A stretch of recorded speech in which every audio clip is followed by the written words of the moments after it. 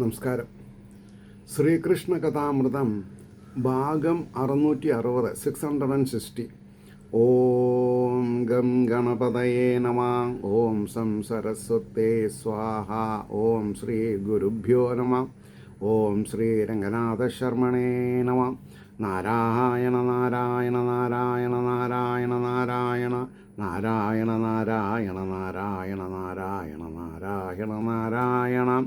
ഓം ശ്രീകൃഷ്ണാർപ്പണമസ്തു. ഓം ശ്രീകൃഷ്ണായ പരബ്രഹ്മണേ നമഃ. ഓം ശ്രീകൃഷ്ണായ പരമാത്മനേ നമഃ. ഹരേ രാമ രാമ രാമ ഹരേ ഹരേ, ഹരേ കൃഷ്ണ കൃഷ്ണ കൃഷ്ണ ഹരേ ഹരേ. ശ്രീകൃഷ്ണ കഥാമൃതം ഭാഗം 660. കഴിഞ്ഞ എപ്പിസോഡിൽ 156 സർഗം ഉഷാസാന്ത്വനം, ബാണയുദ്ധം, ജ്വരാസ്തുതി എന്നുള്ളതിലെ അവസാനത്തെ ശ്ലോകം, അതായത് ശ്ലോകം 35. ഈ വണ്ണം ത്രിശിരസ് ഉരച്ച മൊഴി കേട്ട് ഇന്ദീവരാക്ഷൻ കൃപാഭാവം പൂണ്ട് അരുളിയിടിനാൻ. പനി ഇത് ഉണ്ടാകില്ല, ഞാൻ കാത്തിടാം നോവേൽപ്പിക്കൊല.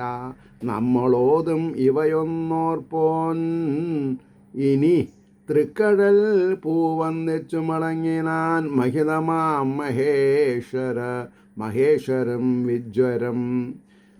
ഈ നമ്മൾ തമ്മിലുള്ള ഈ സംഭാഷണം ആര് സശ്രദ്ധം വായിക്കണു പഠിക്കണു, അവർക്ക് പനി ഉണ്ടാവില്ല എന്നാ. മരുന്ന് കഴിക്കണ്ട. അത്ഭുതമായിട്ട് തോന്നും നമുക്ക്. പക്ഷേ ഭഗവാൻ പറയുന്ന പോലെ ജീവിച്ചിരിക്കണം. ഭഗവാൻ പറയുന്ന പോലെ ജീവിച്ചിരുന്നാൽ പനി വരില്ല. ഭഗവാൻ ആരാണ്? ഭഗവാന്റെ പ്രീതിക്ക് വേണ്ടി നമ്മൾ ഓരോരുത്തരും എന്ത് ചെയ്യുന്നുണ്ട്, അത് കണക്കാക്കണം.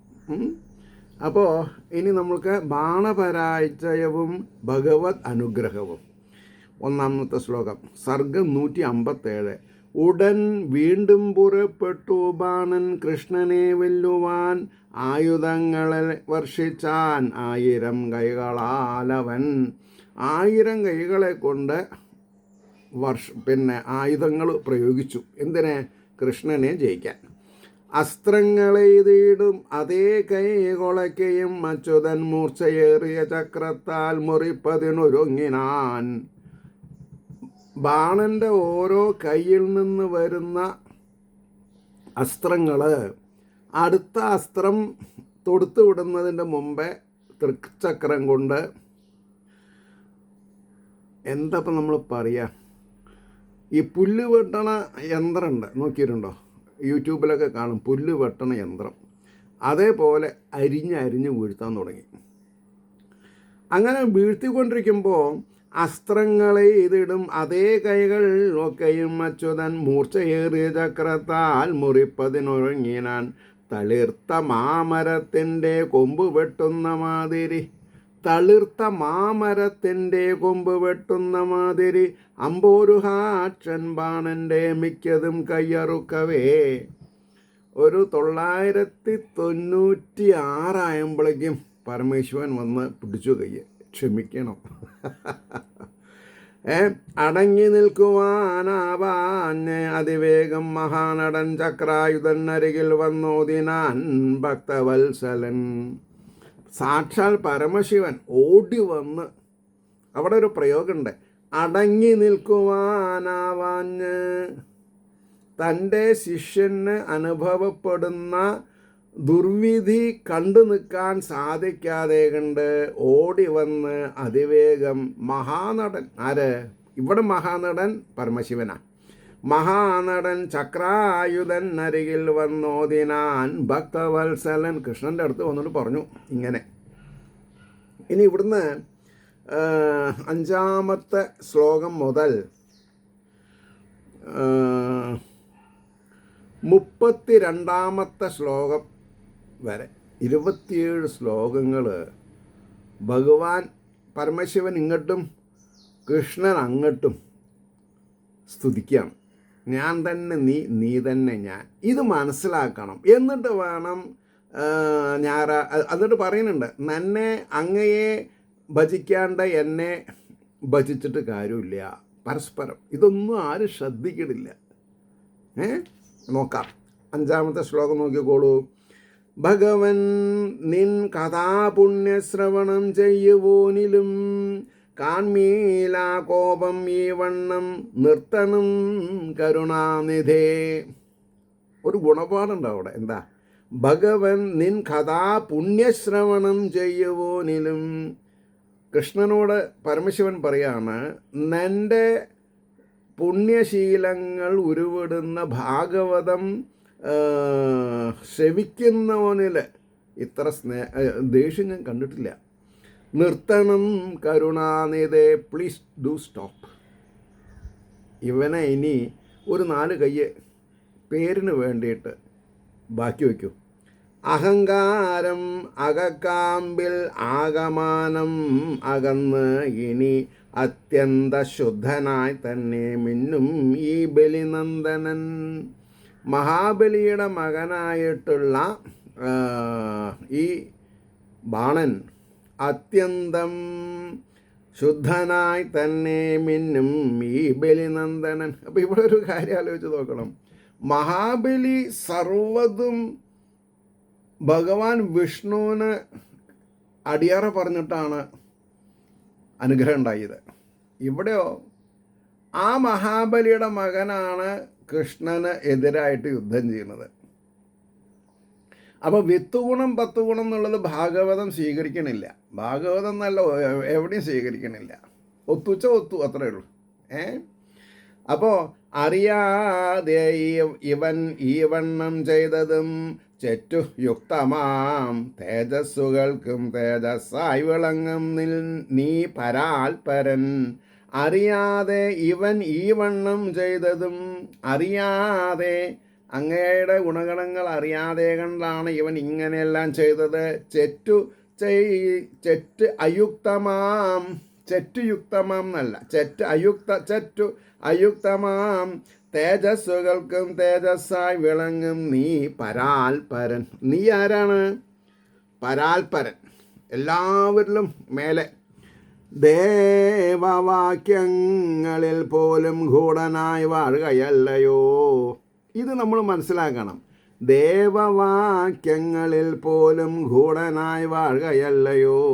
എനിക്ക് കൃഷ്ണനെ അറിയാം എന്ന് പറയരുത്. വേദവാക്യങ്ങളിൽ പോലും ഗൂഢനായി വാഴുകയല്ലയോ. ആകാശം പോലെ മറ്റൊന്നും മുട്ടാതെ അത്യന്ത ശുദ്ധനായി. അങ്ങാരാ? ആകാശത്തിന് അശുദ്ധി വരുമോ? വരില്ല. ഈ ഭൂമിയിൽ നിന്ന് 1.5 കിലോമീറ്റർ വരെ അശുദ്ധിയുള്ളൂ. അത് കഴിഞ്ഞാൽ പിന്നെ ഒക്കെ ഒന്നുമില്ല. വേദവാക്യങ്ങളിൽ പോലും ഗൂഢനായി വാഴുകയല്ലയോ. ആകാശം പോലെ മറ്റൊന്നും മുട്ടാതെ അത്യന്ത ശുദ്ധനായി. അത് ആർ കാണും? മഹാത്മാക്കൾ മാത്രമേ അത് കാണുന്നുള്ളൂ എന്നാ. കേവലം നിർഗുണം രൂപം മാത്രമല്ല. അങ്ങാരാ? കേവലം നിർഗുണം രൂപം മാത്രമല്ല അറിവാൻ പണി. വിരാട് രൂപവും ഓർത്തിയിടാൻ വിദ്വാൻമാർ വിഷമിക്കവേ. ഈ വിരാട് സ്വരൂപം പറയുന്നുണ്ടല്ലോ, അതുകൂടി വിദ്വാൻമാർക്ക് വിഷമത്തെ ഉണ്ടാക്കണതാ. കാരണം എന്താ? അങ്ങല്ലാതെ കണ്ട് ഈ പ്രപഞ്ചത്തിൽ ഒന്നും ഇല്ലയെന്ന് മനസ്സിലാക്കിയാൽ ഈ അച്ഛൻ്റെയും അമ്മയുടെയും മുതലിന് വേണ്ടി സഹോദരന്മാർ യുദ്ധം ചെയ്യുമോ? ശ്രദ്ധിച്ച് പറയാൻ ചോദിക്കണ കാര്യം. ഭഗവാന്റെ രൂപം പങ്കുവെക്കണോ? കിട്ടിയത് പോരാ എന്നല്ലേ നമ്മൾ പറഞ്ഞത്. വിരാട് രൂപവും ഓർത്തിയിടാൻ വിദ്വാൻമാർ വിഷമിക്കവേ. പരാൽപരനെ എമ്മട്ടിലറിയും പ്രാകൃതം ജനം. പ്രാകൃതം 1000 കൈയുണ്ടായോണ്ടായോ? ഇല്ല. പരമശിവനെ സന്തോഷിപ്പിച്ചതുകൊണ്ടായോ? ആയില്ല. പരാൽപരനെ എമ്മട്ടിലറിയും പ്രാകൃതം ജനം. അത്തിപ്പഴത്തിന്മേൽ ഭാഗം ഉള്ളിലെ കൊതുപോലവേ. മൈ ഗുഡ്നസ്, എന്താ വേദവ്യാസരുടെ ഇൻ്റലിജൻ്റ്. അത്തിപ്പഴത്തിന്മേൽ ഭാഗം ഉള്ളിലേക്ക് അത്തിപ്പഴത്തിന്മേൽ ഭാഗം ഉള്ളിലേക്കൊതുപോലവേ നവസാം നാഭി മുഖമോ വന്നി തൃപ്പാദം മൂഴിയും. അത്തിപ്പഴത്തിൻ്റെ മുകളിലിരിക്കുന്ന കൊതുവിന് അത്തിപ്പഴത്തിൻ്റെ ഉള്ളിൽ എന്തായിരിക്കണമെന്ന് അറിയാൻ പറ്റുമോ? What A marvellous comparison. അപ്പോൾ ഉള്ളിലെ കൊതുപോലവേ ഭാഗം ഉള്ളിലേക്ക് കൊതുപോലവേ നഭസാം നാഭി.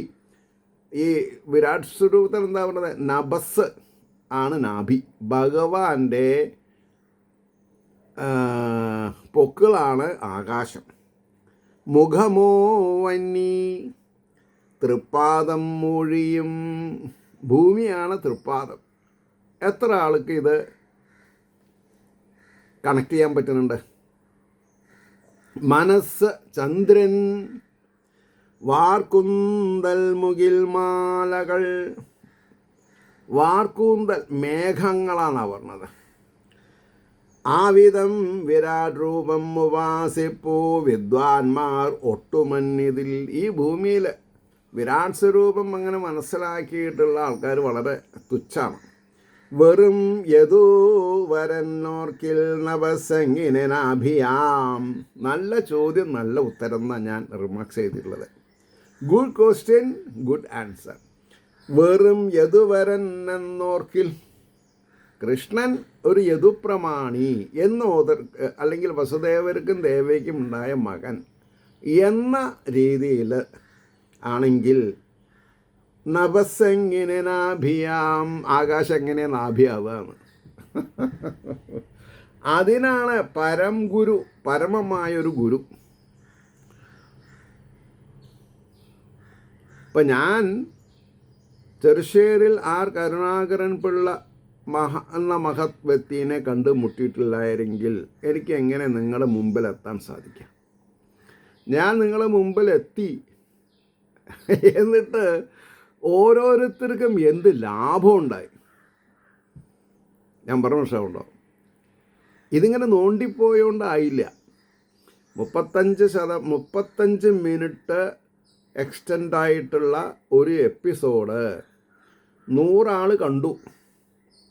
ആവറേജ് ഡ്യൂറേഷൻ 3.5 മിനിറ്റ് എന്ന് പറഞ്ഞാൽ അതിൽ 1-2 ആൾ മുഴുവൻ കേട്ടിട്ടുണ്ടാവും.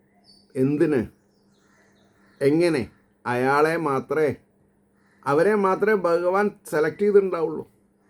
കാരണം അമ്മയുടെ ഒപ്പം കിടക്കും വേണം, അച്ഛൻ്റെ ഒപ്പം പൂവും വേണം പറഞ്ഞ കാര്യം എങ്ങനെയാണ് നടക്കുക? വായിക്കൂല, മനസ്സിലാക്കൂല്ലാത്ത ഒരാൾക്ക് ഭാഗവതം എങ്ങനെ ഉപകരിക്കും?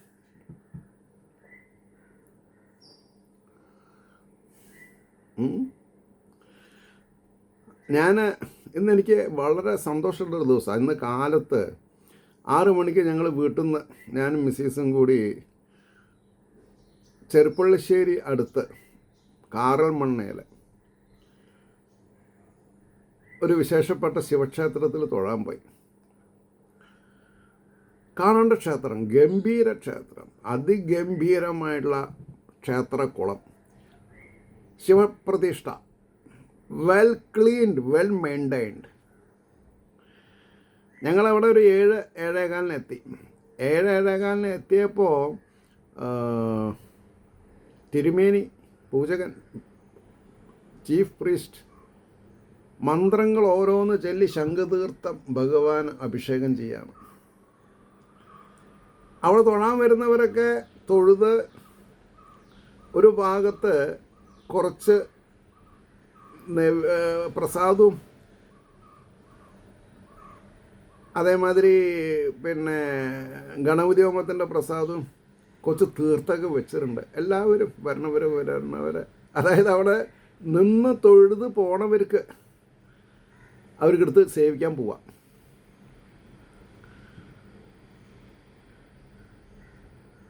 അല്ലാതെ കൊണ്ട് അദ്ദേഹം അഭിഷേകം എത്ര ഒരു ജപിക്കണം, അത്ര ഒരു ജപിച്ച അഭിഷേകം കഴിഞ്ഞിട്ടേ അദ്ദേഹം പുറത്തു വരുള്ളൂ. അതുവരെ കാക്കാൻ താല്പര്യമില്ലാത്തവർക്കാണ് മറ്റേ പരിപാടി.